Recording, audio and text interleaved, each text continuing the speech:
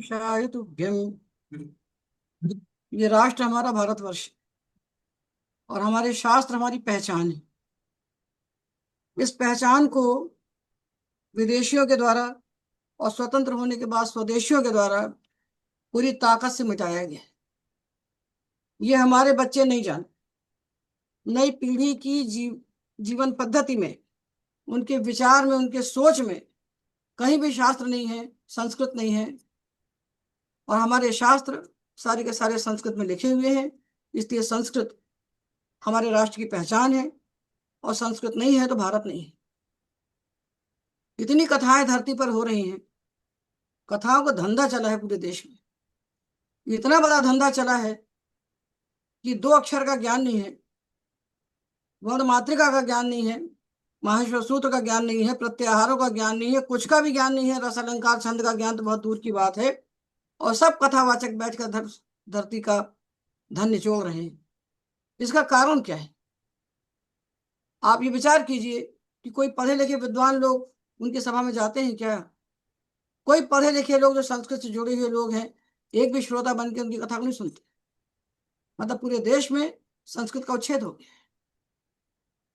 और किसी कथावाचक के मुख से मैंने आज तक नहीं सुना कि आपको संस्कृत पढ़ना चाहिए और संस्कृत से जुड़ना चाहिए, अपने ग्रंथों को अपनी भाषा में स्वयं जानना चाहिए। ये संदेश किसी की ओर से नहीं आता। तो ये छल आरंभ हुआ था बहुत पहले, जमाने पहले।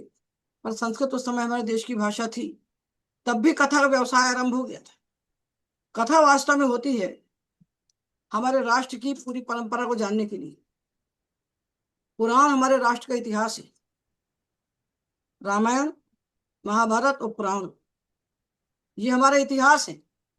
इनको जाने बिना हम भारतवर्ष को नहीं जान सकते।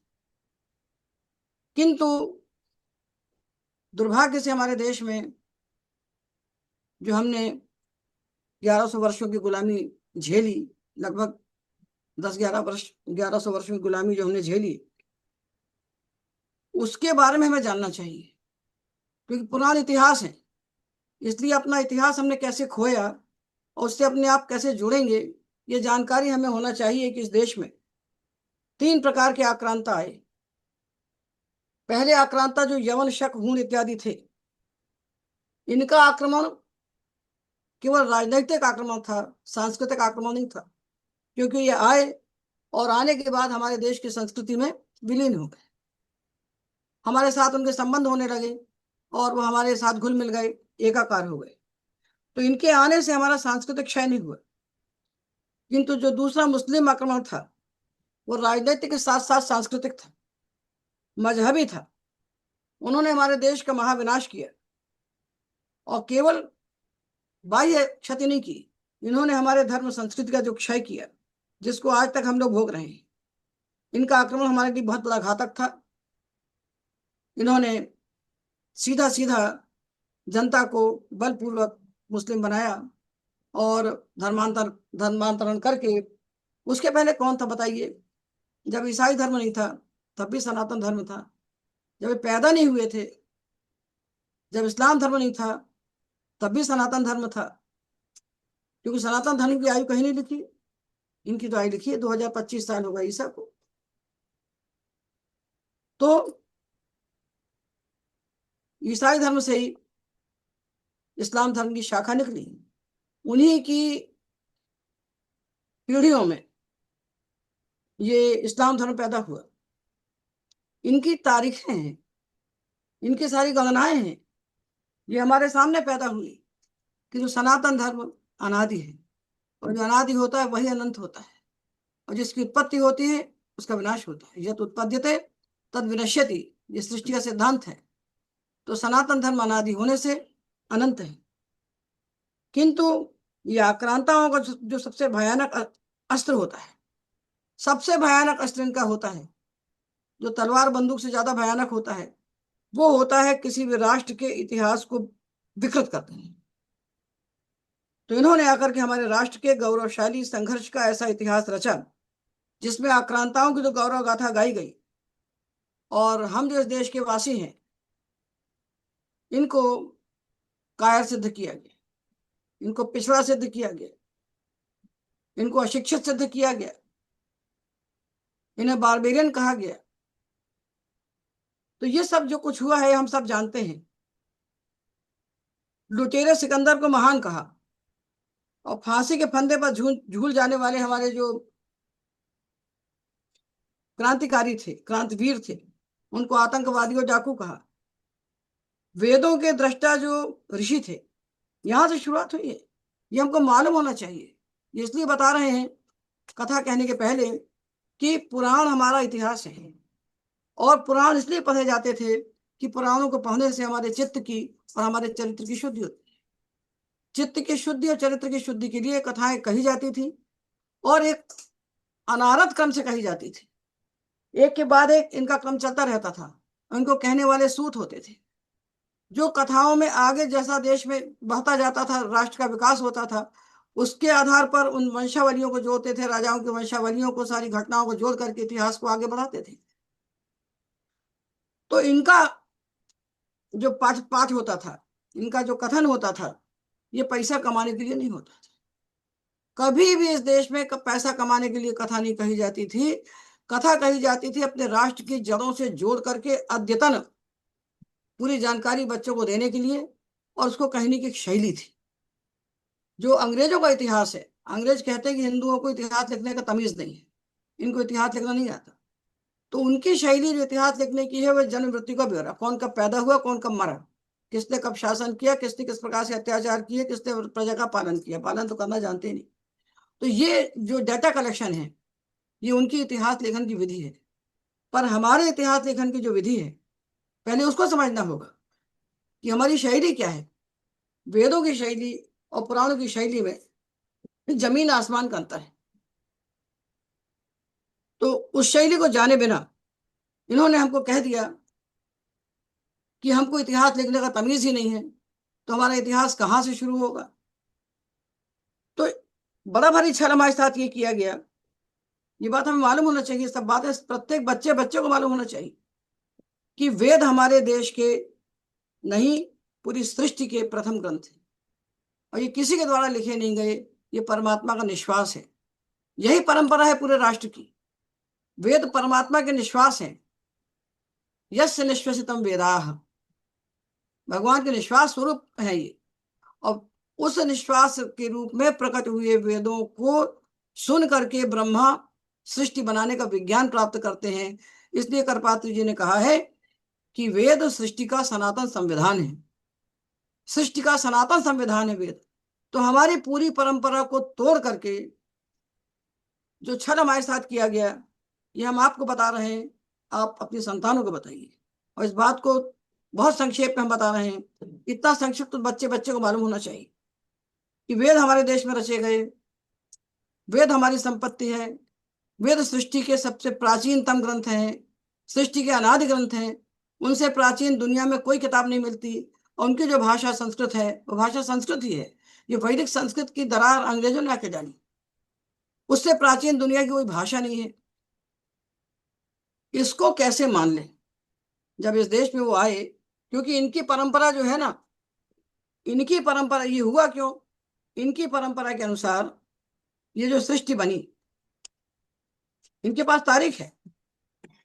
ये बताते हैं, ये बात है आयरलैंड की, जहां 1664 में निर्णय दिया वहां के आर्च बिशप ने, बड़े पादरी ने, कि सृष्टि की रचना 23 अक्टूबर 4004 में सवेरे 9 बजे हुई थी।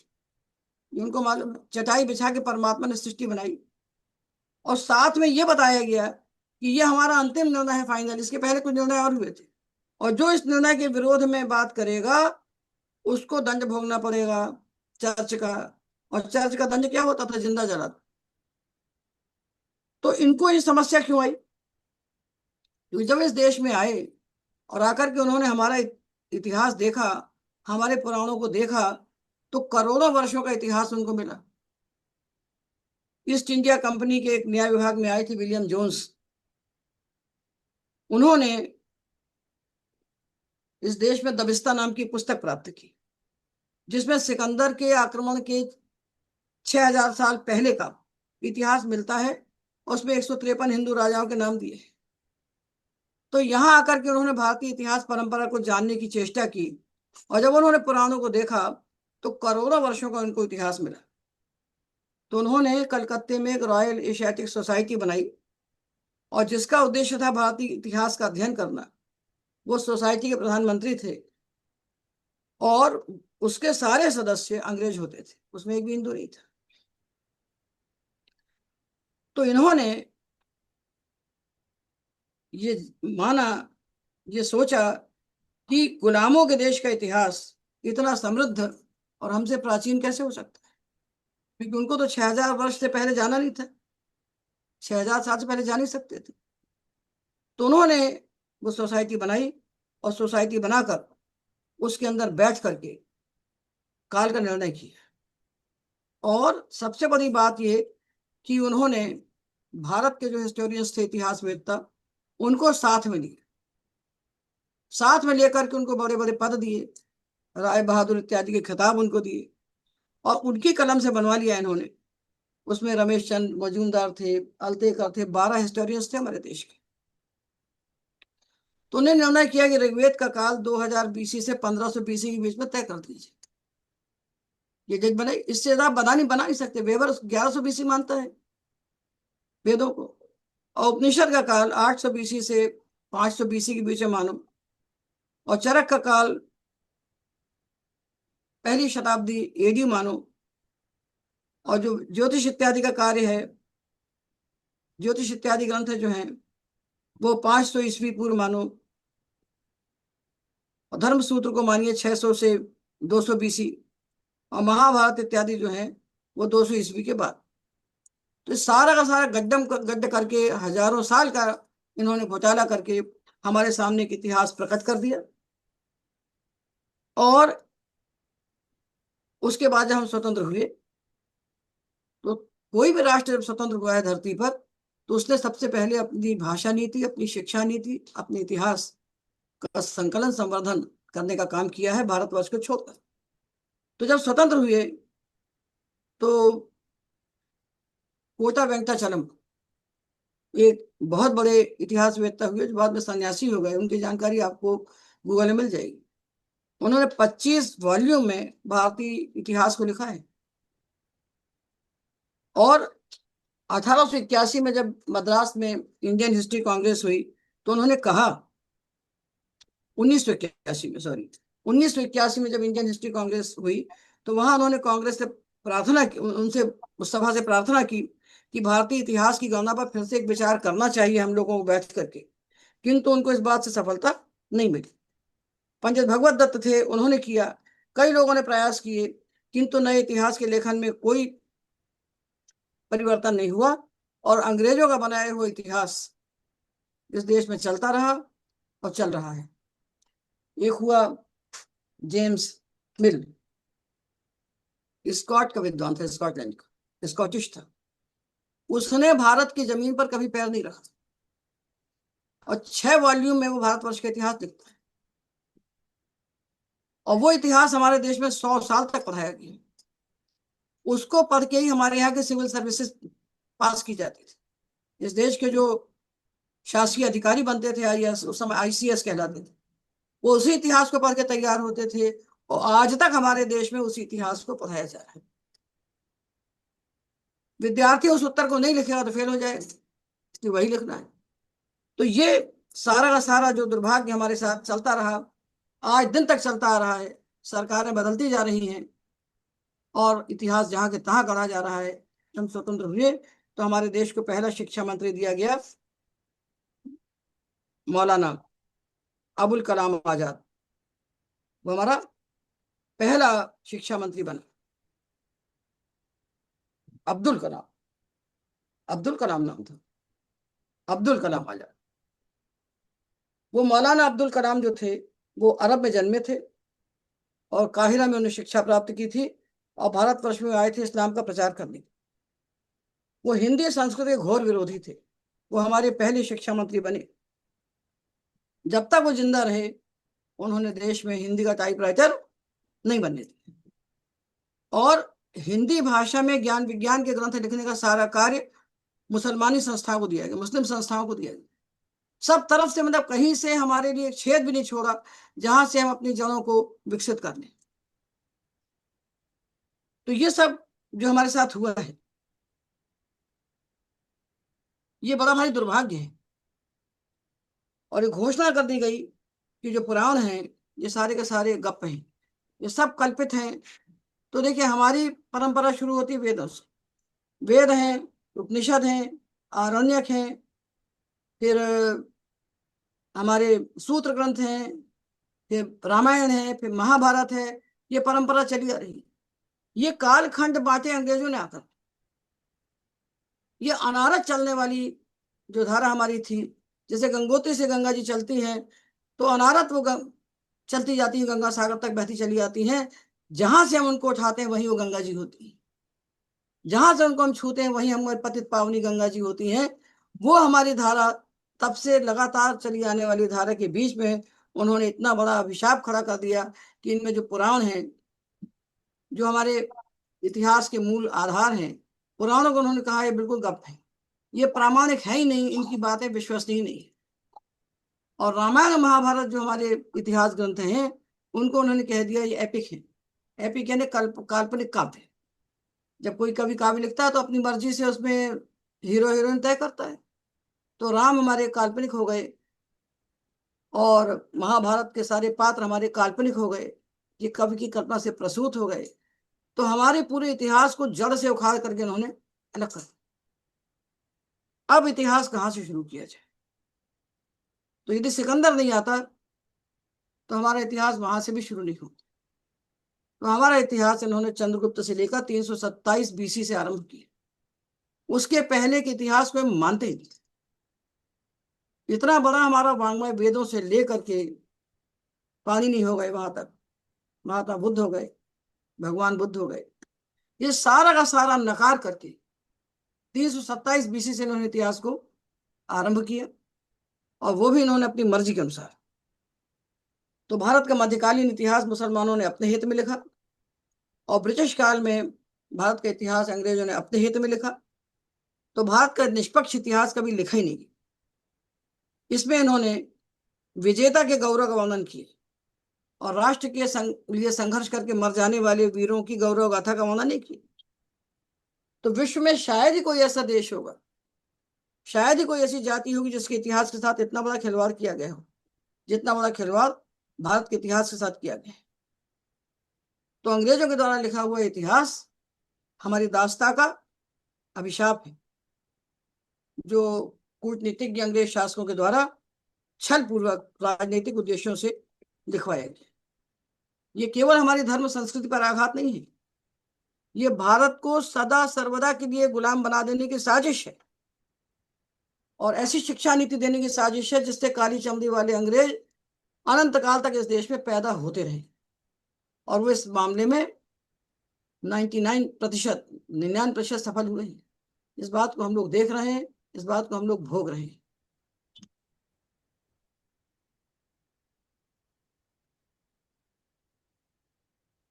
अब दूसरी बात ये हुई, हम आपको आज इतिहास की बात बताएंगे ताकि पुराणों को पढ़ने की क्या आवश्यकता है, पुराण क्यों पढ़ना चाहिए। पहले सबके घर घर वही पुराना। गोस्वामी जी कहते सबके घर घर वही पुराना, सबके घर में पुराण होते थे। और हमने अपनी आंखों से देखा इस बात को कि पुराणों के छोटे छोटे भाग जो कहलाते हैं उप पुराण कहलाते हैं। उसी में से चैत्र पुराण, वैशाख पुराण, ज्येष्ठ पुराण, आषाढ़ पुराण, सारे 12 महीने के पुराण निकले हुए उनके भीतर से। और हमारी माताएं लोग दोपहर को जब बच्चे स्कूल जाते थे तो बैठ के हमारी माताएं लोग उन पुराणों को पढ़ती थी। पुराण लगातार पढ़े जाते थे घर घर में। वो पुराण पढ़ने की परंपरा खत्म हो गई। अब तो रामचरितमानस समाप्त हो गया, कोई भी ग्रंथ नहीं पढ़ा जाता इस देश में। अब पढ़ा जाता है हनुमान चालीसा। वो हनुमान चालीसा को वेद के समान प्रतिष्ठित कर दिया है, जो ग्रंथ हम आपको 100 प्रमाण से बता सकते हैं कि जो गोस्वामी जी का लिखा है। गोस्वामी जी की भाषा, कविता वाली रखी होगी तो गोस्वामी जी की भाषा आप लोग पढ़ते हैं सब हनुमान चालीसा। अच्छा, कोई ग्रंथ किसका लिखा हुआ है बाहर देख लो, उसको कैसे जानते हैं? कुमार संभव किसने लिखा? कालिदास लिखा ना। और जो आलोचक हैं, जो समीक्षक हैं, जो काव्य शास्त्र के विद्वान हैं, जो भाषा शास्त्र के विद्वान हैं, वो जान जाते हैं एक वाक्य को सुनकर, शैली को सुन करके जान जाते हैं। उससे वही अभी रखा था बेटा, उससे बोलो दे देगा तुमको। क्या कविता वाली? हाँ, वो शैली को देख के जान जाते हैं। और पूरा हिंदुस्तान इस बात को जानता है कि इतना बड़ा जो कुमार संभव है, उसके 8 सर्ग ही कालिदास ने लिखे हैं, बाकी सर्ग उनकी मृत्यु के बाद किसी दूसरे आदमी ने जोड़ दिए। ये कैसे जान गए लोग कालिदास के न रहने के बाद? शैली से। जो भाषा लिखता है एक आदमी, कोई भी कवि हो चाहे राइटर, किसी का भी राइटर हो, उसकी जैसे हम लिखते हैं, यह न्यास की शैली है, पदमंजरी की शैली है। एक वाक्य उसमें हम अगर घुसेड़ देंगे बीच में, दिखाई पड़ जाएगा कि इनकी शैली नहीं है। हर आदमी की अपनी शैली होती है। तो कालिदास की शैली नहीं है। वो शैली से जान जाते हैं कि ये काव्य इनका लिखा हुआ नहीं है। बाण भट्ट नहीं रहे, तो बाण भट्ट के ग्रंथ को किसने पूरा किया? उनके पुत्र ने, भूषण भट्ट ने, जिनको पुलिंद भट्ट भी कहते। ये पूरी दुनिया जानती है कि कादम्बरी पूरी की पूरी बाण भट्ट ने नहीं लिखी। पूरी दुनिया जानती है कि कुमार संभव पूरा कालिदास ने नहीं लिखा। तो शैली से जानते हैं। और अब देश के पास भाषा का ज्ञान ही नहीं, ना उनको संस्कृत का ज्ञान है, ना उनको हिंदी का। पहले हिंदी का ज्ञान तो था, तो हिंदी को तो मटिया मेट कर दिया। हिंदी इस देश की सबसे बड़ी बोली जाने वाली भाषा और संस्कृत से सबसे सटी हुई भाषा है, उसकी भी उपेक्षा करके उसको बर्बाद कर दिया। ऐसा कोई राष्ट्र दुनिया में नहीं है जिसकी अपनी राष्ट्रभाषा ना हो, भारतवर्ष को छोड़। भारत को छोड़ के दुनिया में ऐसा कोई देश नहीं जिसकी राष्ट्रभाषा ना हो। भारत के पास कोई राष्ट्रभाषा नहीं है। ये अंग्रेजों की कृपा से आज तक नहीं हुआ, और आगे भी संभव नहीं होगा इसी प्रकार से। ऐसा जहर घोल के अंग्रेज हमारे देश के भीतर गए। तो अब लोगों को भाषा का ज्ञान नहीं है, तो लोग क्या बताएंगे? बड़े बड़े कथावाचक जैसे भरे पड़े हैं, दुनिया भर का अपना गौरव गान करते हैं, संस्कृत का गौरव गान नहीं करते, दुनिया भर की मूर्खतापूर्ण बातें करते हैं। ये सारे का उसमें कहा है भागवत के महात्म्य में, पद्म पुराण में, कि विप्र भागवती वार्ता गेहे गेहे जने जने कारिता कण लोभेन कथा सारस्ततो गतः। विप्रों के द्वारा, विप्र ही भागवती वार्ता, विप्रों के द्वारा भागवत कथा की वार्ता अब गेहे गेहे जने जने, घर घर में जन जन में होने लगी है। और क्यों की जा रही है? कारिता कण लोभेन, कण के लोभ से, पैसे के लिए कथा कही जाने। पहले इस देश में पैसे के लिए कथा नहीं कही जाती, तो उसकी निंदा की है। पद्म पुराण में कहते हैं कथा सारस ततो गता। जब से पैसे के लिए कथा कही जाने लगी, तब से कथा का सार समाप्त हो गया। आप कोई कथा सुनिए, एक से एक बड़े बड़े मूर्ख कथा कह रहे हैं, एक से एक मूर्ख, जिनको पाणिनि के एक अक्षर का ज्ञान नहीं है, जिनको वर्णमात्रा का ज्ञान नहीं है, जिनको स्वर व्यंजन का ज्ञान नहीं है, वो सब बड़े बड़े कथावाचक बने हुए हैं। और लपेट लपेट के, अनुप्रास मिला मिला के, धोती पहनो चाहे पैंट, जो जगत में कोई नहीं परमानेंट, ऐसी कथा, ऐसी गाना गा गा के जनता को विफुल कर रहे हैं, जनता को मूर्ख बना रहे हैं और कथाएं कर रहे हैं। इनकी कथा शुरू होने के पहले आप देखिए, हर कथा में देखिए आप ध्यान से, कथा शुरू होने के पहले अकाउंट नंबर डिस्प्ले होता है। और महाराष्ट्र की कथा, ये कथा कहने के साथ पूज्य गुरुदेव बन जाते हैं। जिसने कथा कही पूज्य गुरुदेव बन गया, वो सबसे बड़ा महात्मा बन गया। जिनको 2 अक्षर नहीं आते संस्कृत के, संस्कृत बहुत दूर, हिंदी जिनको नहीं आती, वो बने हुए बैठे हैं।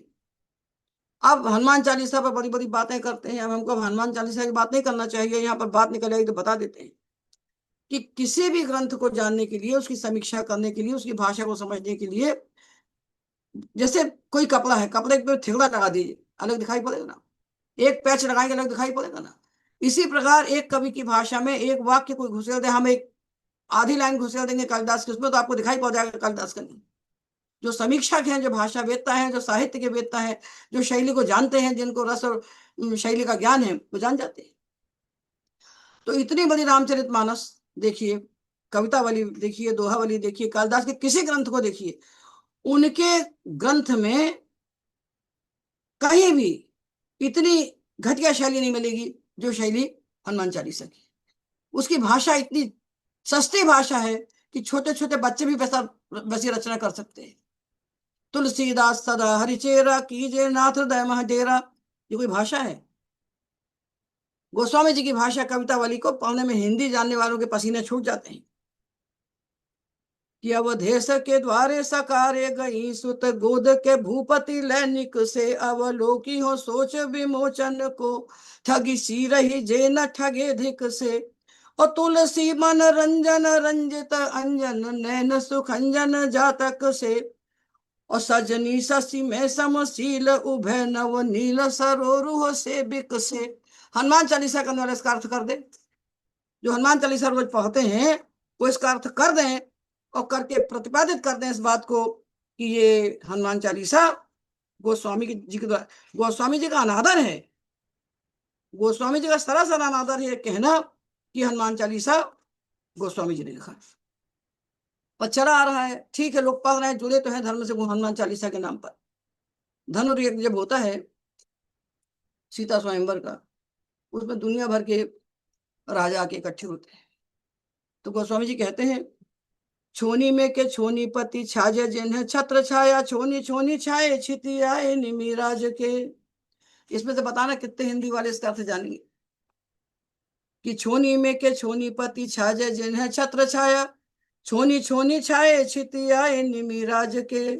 और प्रबल प्रचंड बरी बंड बर बेश बपु और बारी बेको बोले बारी बेको बोले बैदेही बर काज के।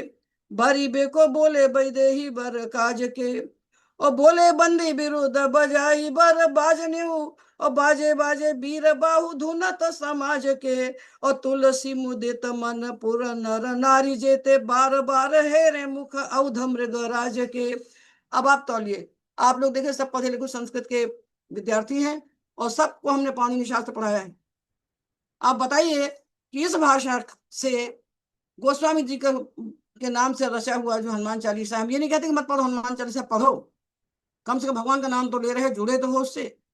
किंतु हम हमारा कहना यह है कि जो बड़े बड़े विद्वान बने हैं, बड़े बड़े कथावाचक बने हैं, जो कथा के नाम पर पूरे देश में छल फैला रहे हैं, किसी कथावाचक के मुंह से आज तक हमने नहीं सुना कि आपको संस्कृत पढ़ना चाहिए, आपको संस्कृत से जोड़ना चाहिए, ग्रंथ को साक्षात देखना चाहिए। हमारी कथा सुनिए, बस हमारी कथा सुनिए, हमारी भक्ति कीजिए, हमारे चेला बनिए, हमारे हमसे दीक्षा लीजिए और हमारे अकाउंट में पैसा भेजते रहिए, यही कथा के प्रयोजन बच गए। तो ये जो हमने एक दो पद सुनाए आपको गोस्वामी जी के, आप यहां से देख लीजिए, मानस से देख लीजिए, कहीं से देख लीजिए, ये पूरे जो 40 दोहे हैं हनुमान चालीसा की, कहीं से इसका मैच होता हो, कहीं से इनका साम्य दिखता हो तो बताइए। पर लोगों की मति इतनी मंद हो चुकी है कि लोग साहित्य से और दर्शन से और संस्कृत से, विचार से, चिंतन से पूरी तरह विमुख हो चुके हैं। इनको इनको फिर से मनुष्य, भारत के मनुष्य को भारतीय बनाने के लिए संस्कृत के सिवा कोई दूसरी गति नहीं है। इसलिए किसी कथा मत सुनिए, आप खुद पढ़िए। आपने व्याकरण पढ़ा है और हमने आपको न्याय वो पढ़ाया है, वेदांत परिभाषा पढ़ाई, वेदांत सार पढ़ाया है, और जो नहीं पढ़ा है पढ़ा देंगे। मूलभूत बातें देखिए, मूलभूत बातें जो सृष्टि की होती हैं उनको तो जानते नहीं, दर्शन का दा नहीं जानते और वेदांत का वा नहीं जानते, और बस कथा के नाम पे नाच कूद कर लोक रिझाई परहित करत कर्म निपुनाई। नाच कूद के कितना नाच, मतलब पूरी देश की जनता, इस वीरों का जो देश कहलाता है, ये देश है वीर जवानों का, कभी कोई गाते थे, अब ये देश नचनों का देश हो गया। सब नाचो खड़े होके, सब नाच रहे हैं, स्त्रियां नाच रही हैं, पुरुष नाच रहे हैं, भांति भांति के नौटंकियां कर रहे हैं। तो देखिए, हमको भागवत की कथा को जानना है और भागवत की कथा के माध्यम से हमको सारे पुराणों को जान लेना है। ऐसा नहीं पूरे 18 पुराण तो कोई सुना नहीं सकता, किसी को इतनी आयु भी नहीं थी भगवान की, किंतु हम आपको कथा के माध्यम से पूरे देश की परंपरा की जानकारी देंगे कि इस देश में क्यों कथा कही जाती थी, इन पुराणों की क्यों रचना हुई थी, कि जो वेदों का तत्व है, वेद की भाषा गूढ़ है, वेद की भाषा गूढ़ है, और वेद की भाषा, वेद पर पढ़ने का सबका अधिकार भी नहीं। तो उस वेदार्थ को हर आदमी जाने, प्रत्येक व्यक्ति को वेदार्थ का ज्ञान होना चाहिए, क्योंकि वेद में वो परम तत्व है जिससे मनुष्य का आत्यंतिक कल्याण होता है, ऐकांतिक और आत्यंतिक कल्याण जिससे हो सके वो विधि है, वो उपदेश है वेदों का। किंतु वेद पढ़ने पर सबका अधिकार नहीं है, एक बात। दूसरी बात, हर आदमी वेद पढ़ भी नहीं सकता, क्योंकि वेद की भाषा गूढ़ है। वेद की भाषा गूढ़ है, वो रहस्य है, वो रहस्य विद्या है, वो आम आदमी की समझ में नहीं आती। तो आम आदमी को क्या मोक्ष पर अधिकार नहीं है? सनातन धर्म में जीव मात्र का अधिकार है मोक्ष पर, बाकी धर्मों में नहीं है। ईसाई लोग स्त्रियों को वस्तु मानते हैं, मुसलमान उनको कोड़े मारने की वस्तु मानते हैं। सनातन धर्म ने स्त्रियो वैश्यास तथा शूद्रास्ते यान्ति पराम गतिम, स्त्रियो वैश्यास तथा शूद्रास्ते यान्ति पराम गतिम कहते हैं भगवान। स्त्री हो चाहे वैश्य हो चाहे शूद्र हो, सब परम गति का अधिकारी है। परम गति पर, उस मोक्ष पर जीव मात्र का अधिकार है, प्रत्येक का अधिकार है। तो वहां तक पहुंचाना है। तो वेद पढ़ के नहीं जा सकते। जिन्होंने सनातन धर्म को छोड़ दिया, खाली वेद पढ़ते हैं, वो बेचारे हैं। पुराणों को छोड़ करके हम लोग पौराणिक कहते हैं, हरे समझ। अब पौराणिक कहते हैं। कल मेरे पास अग्नि तो थे, बैठे थे, तुम्हारे सामने कोई आया था अग्नि, वो कोई एक गीता का जी श्लोक जी जी माता जी, माता जी, जी माता जी। पत्रम पुष्पम फलम तोयम यो मे भक्त्या प्रयच्छति तदहम भक्ति प्रतिमश्नाम विप्रयतात्मनः, ये गीता का श्लोक। कि जो मुझे पत्र पुष्प फल तोय जो भी देता है भक्ति पूर्वक, उसको मैं स्वीकार करता हूं। अब आर्य समाज को नहीं पसंद आया, कहते इसमें मूर्ति पूजा की गंध आती है, इसलिए इसका ऐसा अर्थ ही नहीं। इसका अर्थ है कि आपको गरीबों को दान करना चाहिए, और कोई पत्र पुष्प नहीं चढ़ाना चाहिए। तो जो पद से पदार्थ का ज्ञान होता है ना भाई, जो पद के प्रकृति प्रत्यय में जो कहा होगा वही तो पदार्थ बनेगा, उसी तो वाक्यार्थ का ज्ञान होगा। तो पद से पदार्थ का ज्ञान होता है, पदार्थक ज्ञान से वाक्यार्थ का ज्ञान होता है। तो पद कुछ कह रहा है, पदार्थ तुम कुछ निकाल निकाल कर जनता को विफुल कर रहे हो, जनता को बेवकूफ बना रहे हो। ये सब कैसे क्यों बना रहे हो? इसका कारण क्या है अग्नि? इसका कारण कि आपको संस्कृत नहीं आती। अगर उसको संस्कृत आती होती बेचारे को, तो भटकता हुआ कितना व्याकुल होके आया था, देखा था ना, कितना बेचैन होके आया। उसने उससे हमने कहा उससे बात करवाओ हमारी, उससे बात कराई तो कहता हमको आपसे बात नहीं करना, जाओ। हमने कहा किस पद का यह अर्थ है कि दान करो? इस श्लोक में किस पद का अर्थ है भाई कि गरीबों को दान करो? तो तुम कैसे अर्थ बताते हो? कहता आप कौन है? हमने कहा तुमको समझाने वाले हम, बताओ ना, हम तो व्याकरण को जानते हैं, तुम क्या जानते हो? तो कहता हमको आपसे बात ही नहीं कर। तो ये जो छल चल रहा है पूरे देश में कथा के नाम से, कथा के नाम से देश की जनता को भटका करके जो नचवाया जा रहा है, इसके पीछे सीधा कारण है कि जनता को संस्कृत का ज्ञान नहीं, जनता को शास्त्रों का ज्ञान नहीं है, जनता कुछ नहीं जानती, जनता को पंचभूत का नाम नहीं मालूम, 5 इंद्रियां, 5 विषय, ये किसका ज्ञान नहीं है? पंचभूतों का ज्ञान नहीं। तो किसी भी शास्त्र को जानने के लिए आपको वेदांत विद्या जानना है तो आपको क्रम से चलना पड़ेगा ना भाई।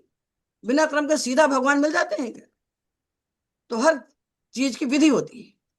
ये पुराण 18 बनाए, 18 पुराण। इसे पहला पुराण कहलाता है ब्रह्म पुराण, और 18वां कहलाता है ब्रह्मांड पुराण। तो ब्रह्मांड से ब्रह्म तक हमें जाना है। ये ब्रह्मांड जिसमें हम बैठे हैं, जिसके हम अवयव हैं, जिसके हम अंग हैं, ये हमको दिखाई पड़ता है, हम इसको सत्य मानकर चलते हैं। इस ब्रह्मांड में हमको ब्रह्म तत्व को देख लेना है। तो ब्रह्मांड से ब्रह्म तक जाने की जो विद्या है, ये पुराणों में है, और ये विद्या वेदों की विद्या है। सर्वम खल विदम ब्रह्म, तो वेद कहता है ना, सर्वम खल विदम ब्रह्म तत्वमसि प्रज्ञानम ब्रह्म आत्मा वेदम सर्वम। ये सब पूरा विश्व जो आत्मा स्वरूप ही आत्मा, आत्मा ही है सबका सब। तो वेद ने कह दिया आत्मा वेदम सर्वम, तो समझ में आ जाएगा आम आदमी के? नहीं आएगा। तत्वमसि कहने से भी समझ में आएगा क्या? नहीं आएगा। तो वेद की वो गूढ़ बातें, वेद की वो रहस्य विद्या आम आदमी की समझ में आ जाए, इसलिए कथात्मक रूप से उन्हीं बातों को, वेद की बातों को, वेदार्थ को ही पुराणों में लिखा गया है।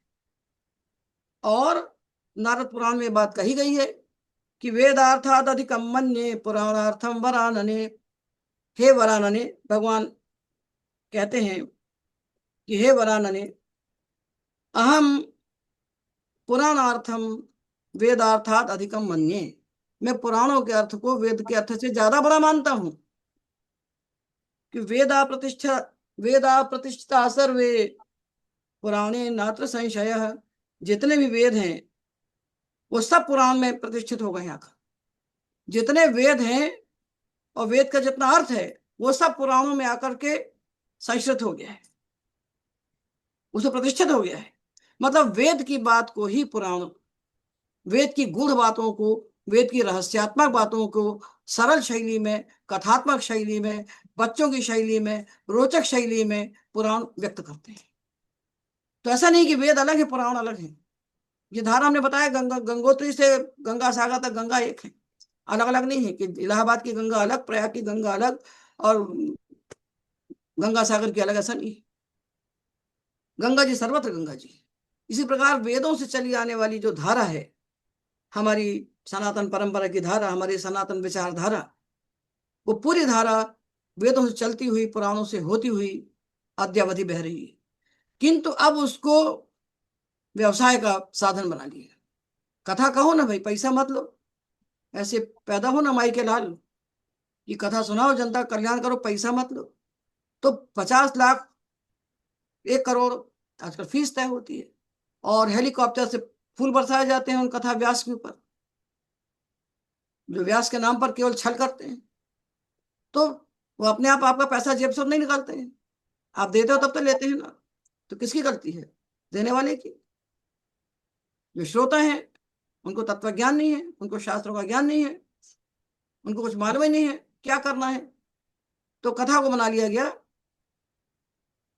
धन कमाने का साधन, और इतना बड़ा छल होता है। देखिए हम देखते हैं तो हमारा विद्यार्थी जो आता है ना, बेचारा गया था अभी अयोध्या, ये कथा की तो 101 लोगों के पूर्वज इकट्ठे कर दिए, चित्र लगा लिए, मोक्ष दिलवाएंगे सब। सब लोगों ने अपने माँ बाप की फोटो लगा के धर दी वहां, और नाचना गाना हो रहा, सबके पूर्वज मुक्त हो गए। तो ये कितना बड़ा व्यवसाय है, कितना बड़ा आंखों में धूल झोंकने का कार्य चल रहा है।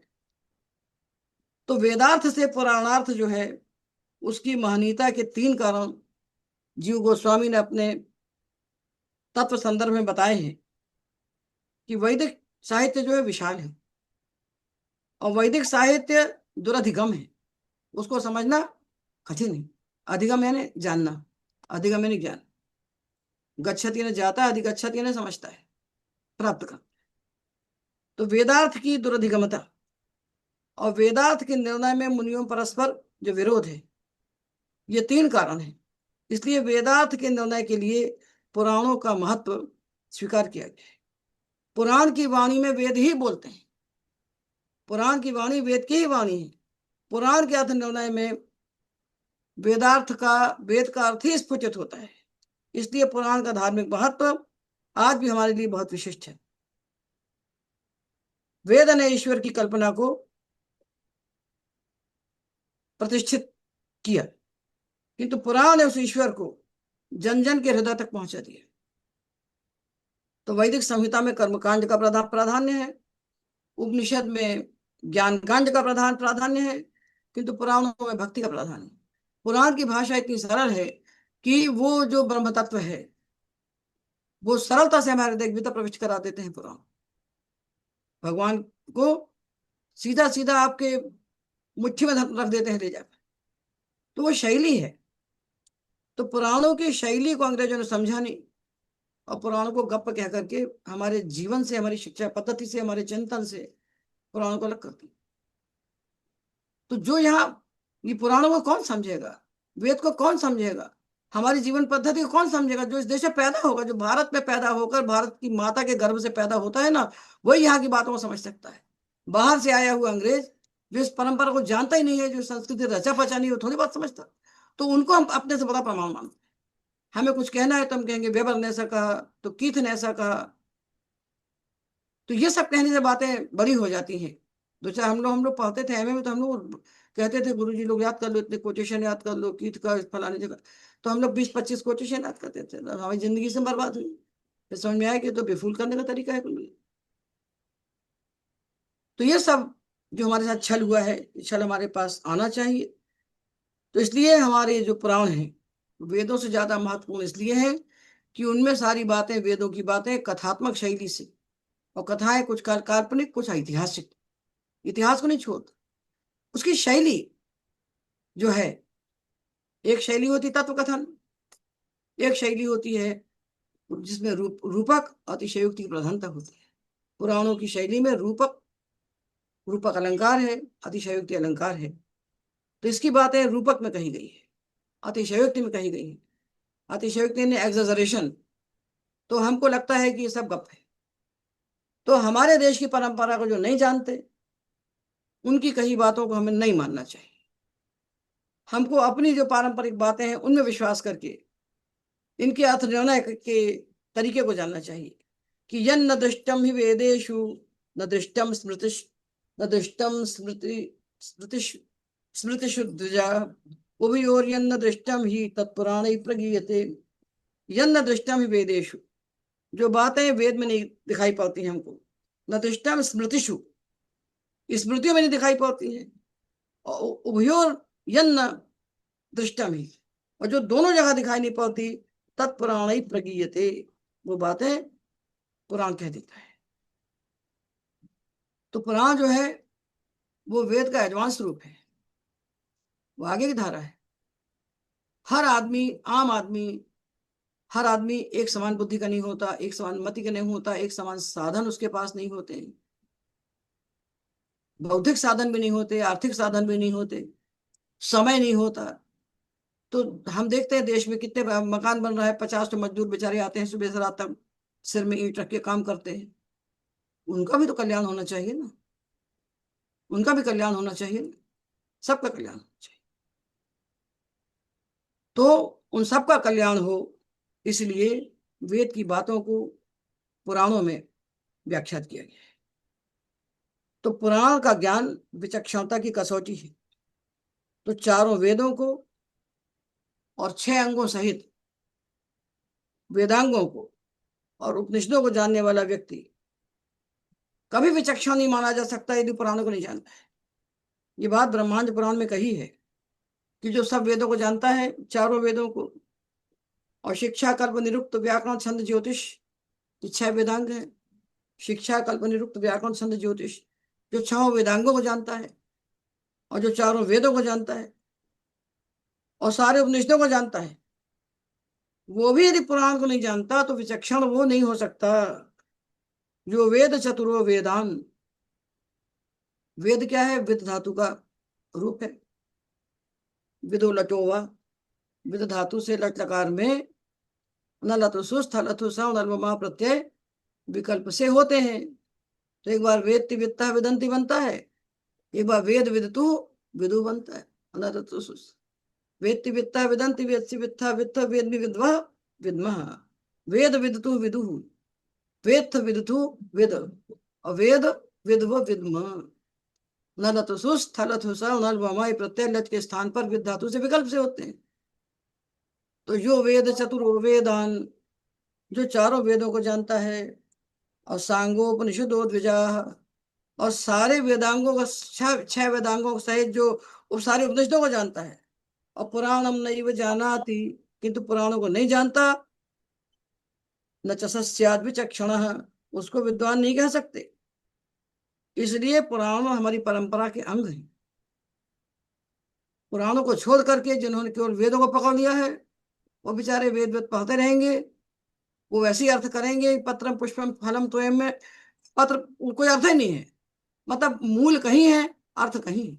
इन्होंने जितना वेदार्थ किया है और जितना गीता का अर्थ किया, इस प्रकार से अर्थ करते हैं कि पद को छोड़ करके पदार्थ का ज्ञान करना, पदार्थ को छोड़ करके वाक्यार्थ को बताना।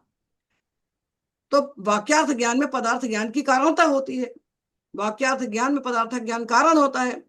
तो पदार्थ को छोड़ करके वाक्यार्थ बनाते हैं, मतलब अपनी खोपड़ी से अर्थ निकाल निकाल के रख देते हैं, और जनता उसको स्वीकार इसलिए करती है। जनता बेचारी संस्कृत से दूर छिटक चुकी है, पूरे देश की जनता संस्कृत से दूर छिटक चुकी है। 1% आदमी भी इस देश के संस्कृत को नहीं जानता, 1% भी लोग नहीं होंगे जो संस्कृत में अपना जीवन जीते हों।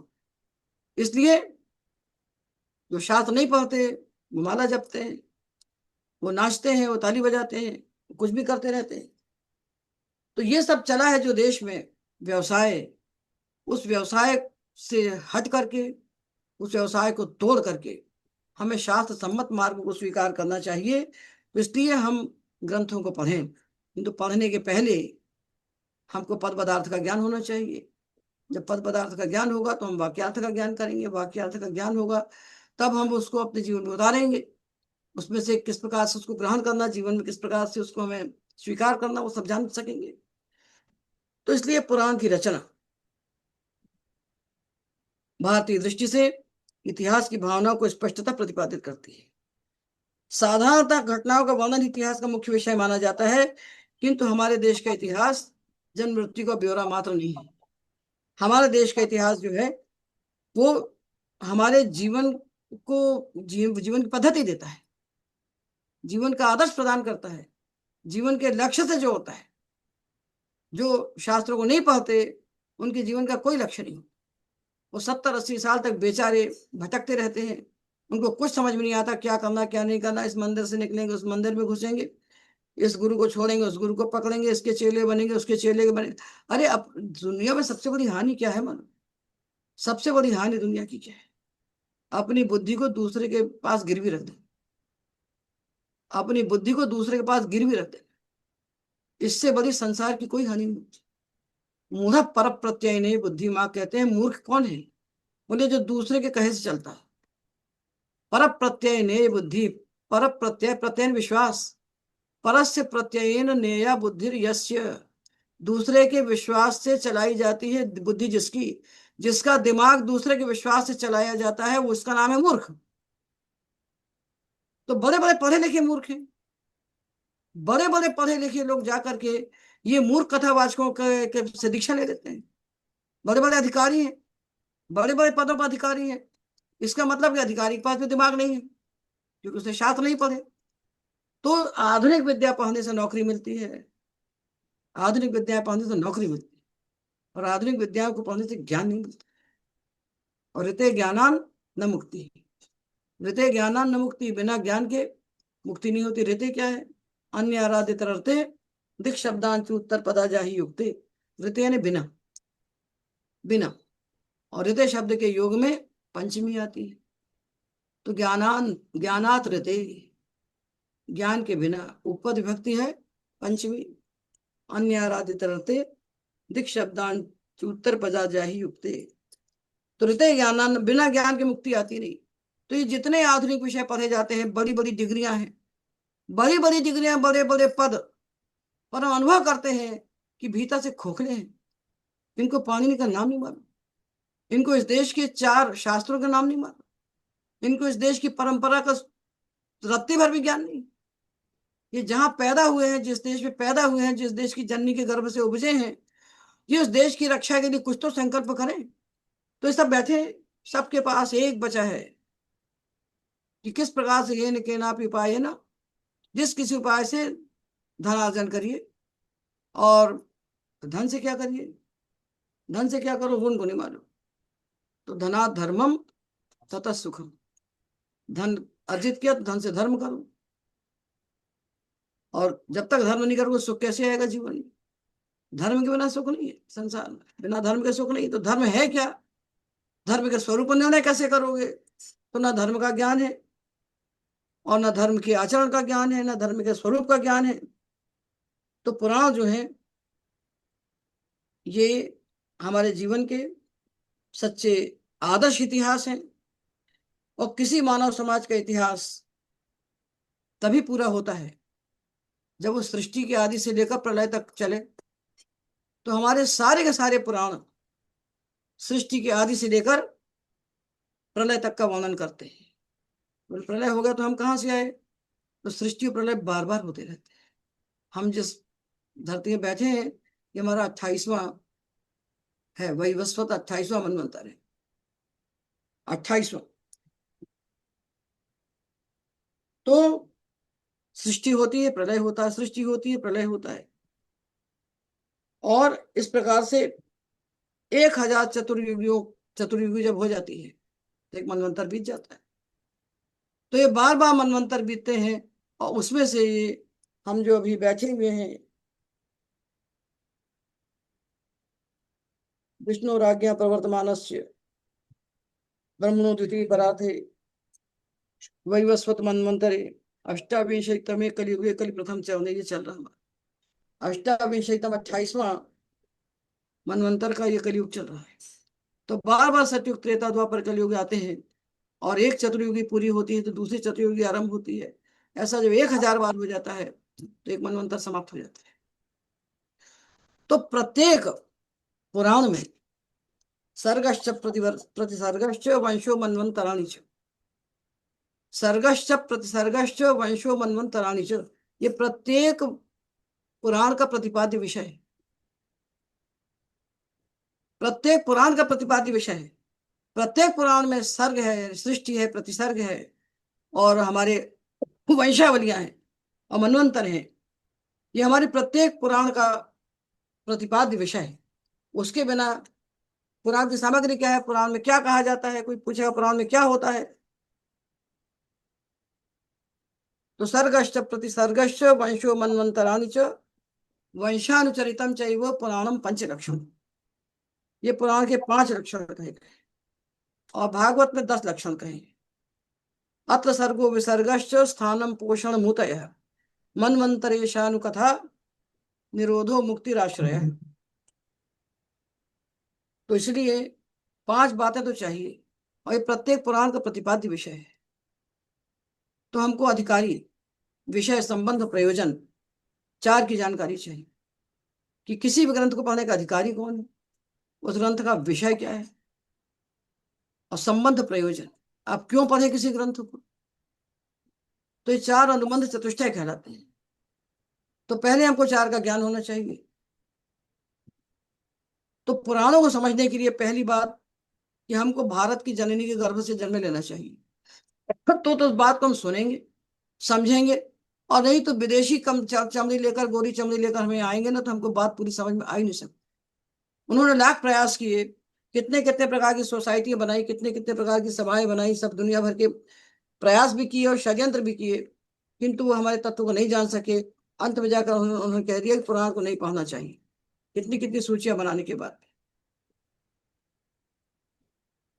तो इस प्रकार हमने आपको पुराण के लक्षण बताए, पुराण पढ़ने की आवश्यकता जीवन में बताई और पुराण के साथ जो छल हो रहा है उसको बताया और ये बताया कि संस्कृत भाषा के ज्ञान के बिना आप संस्कृत साहित्य का कुछ नहीं समझ सकते। दूसरे पर निर्भर रहकर हम कहेंगे जो गुरु जी बता रहे हैं अर्थ वो अर्थ सही है, तो गुरु जी जो अर्थ बताएं वो गलती है तो आप टोकिए ना, बताइए गुरु जी आप गलत कह रहे हैं। इतनी क्षमता कब आती है, जब हम पाणिनि को पढ़ देते हैं। पाणिनि को समझे बिना, भाषा को जाने बिना किसी की कथा को सुनना और दूसरे पर विश्वास कर लेना, ये सब मूर्खों के लक्षण है। तो देश में इस समय सबसे ज्यादा वृद्धि किस चीज की हुई है, वही मूर्खता की। लोग कहते हैं आजकल के बच्चे बड़े टैलेंटेड होते हैं, आजकल बच्चे खाक टैलेंटेड होते हैं। संस्कृत पढ़े बिना और पाणिनि को पढ़े बिना किसी को कोई टैलेंट नहीं आता। एतावधि। प्रणाम माता जी। जिसका संदर्भ में प्रश्न है अपना हैंड रेस कर दे हुए मैं बंद अनम्यूट कर दूंगा। ये बंद कैसे करें?